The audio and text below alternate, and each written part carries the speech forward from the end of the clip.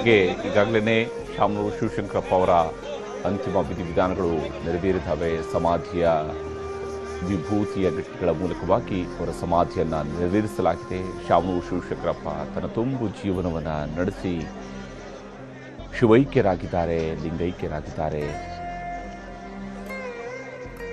ಅಪಾರ ನೆನಪುಗಳನ್ನು ಬಿಟ್ಟು ಹೋಗಿದ್ದಾರೆ ಶಾಮನೂರು ಶಿವಶಂಕರಪ್ಪ. ವಿಭೂತಿಯ ಗಟ್ಟಿಗಳ ಮೂಲಕವಾಗಿ ಶಿವೈಕ್ಯರಾಗಿರುವಂತಹ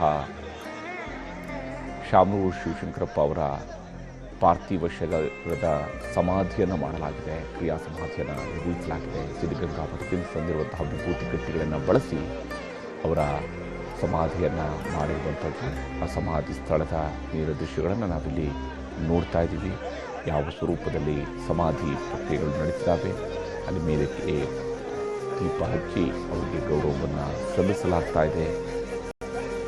ನೆರೆದಿರುವಂತಹ ಜನಸ್ತೋಮದ ಸಮ್ಮುಖದಲ್ಲಿ, ಸ್ವಾಮೀಜಿಯವರ ಸಮ್ಮುಖದಲ್ಲಿ ಈ ಸಮಾಧಿ ಪ್ರಕ್ರಿಯೆಗಳು ನೆರವೇರಿದ್ದಾವೆ.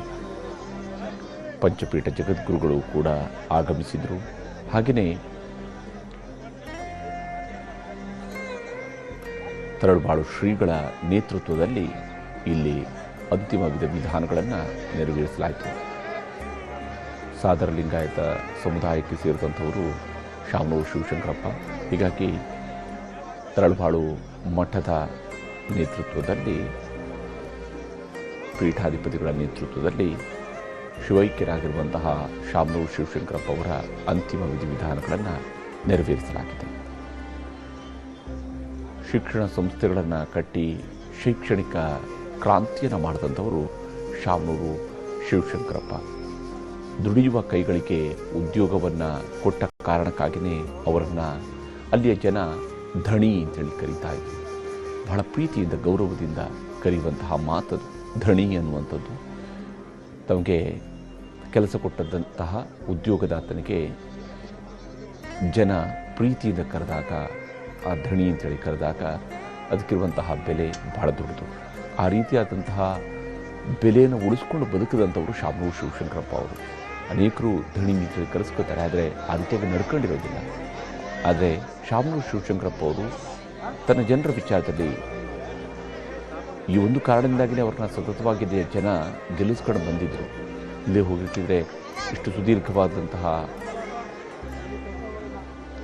ರಾಜಕೀಯ ಜೀವನವನ್ನು ನಡೆಸಬೇಕು ಅಂತ ಅದು ಸುಲಭ ಅಲ್ಲ. ಅದು 6 ಬಾರಿ ಶಾಸಕರಾಗುವಂಥದ್ದು, ಒಮ್ಮೆ ಸಂಸದರಾಗುವಂಥದ್ದು, ಇವೆಲ್ಲವೂ ಕೂಡ ಅವರ ಕರ್ತೃತ್ವ ಶಕ್ತಿಗೆ ಹಿಡಿದಂತಹ ಕನ್ನಡಿ.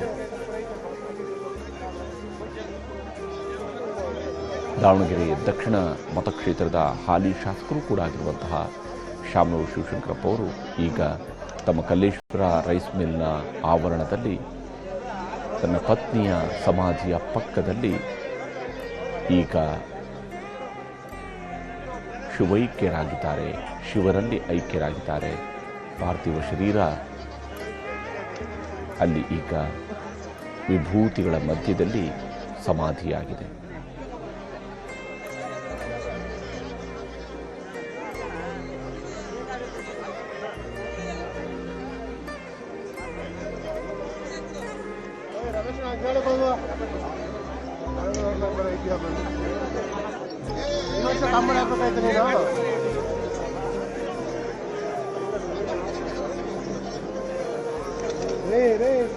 ಶಿವೈಕ್ಯರಾಗಿರುವಂತಹ ಶಾಮನೂರು ಶಿವಶಂಕರಪ್ಪ ಅವರ ಅಂತಿಮ ವಿಧಿವಿಧಾನಗಳು ನೆರವೇರಿದ್ದಾವೆ.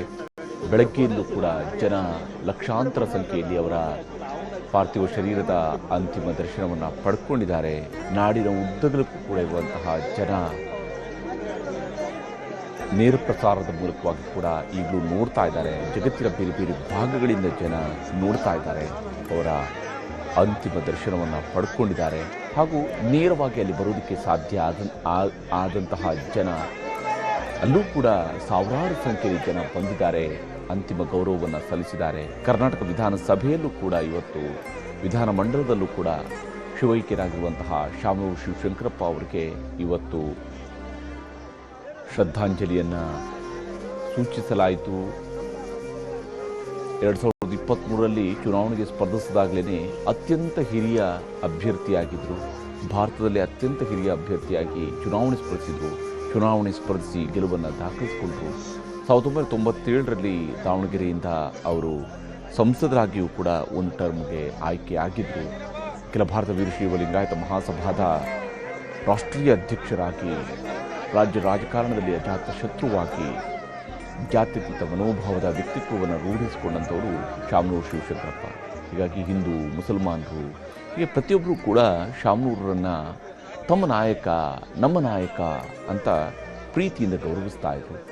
ಬಾಪೂಜಿ ವಿದ್ಯಾಸಂಸ್ಥೆಯನ್ನು ಹುಟ್ಟುಹಾಕಿ ಬಾಪೂಜಿಯ ಹೆಸರಿನಲ್ಲಿ ಆ ಶಿಕ್ಷಣ ಸಂಸ್ಥೆಗಳನ್ನು ಕಟ್ಟಿ ಅದರ ಮೂಲಕವಾಗಿ ಲಕ್ಷಾಂತರ ವಿದ್ಯಾರ್ಥಿಗಳಿಗೆ ವಿದ್ಯಾದಾನವನ್ನು ಮಾಡಿದಂತಹ ನಾಯಕ ಶಾಮನೂರು ಶಿವಶಂಕರಪ್ಪ ಈಗ ನೆನಪು ಮಾತ್ರ, ಇನ್ನು ಮುಂದೆ ನೆನಪು ಮಾತ್ರ.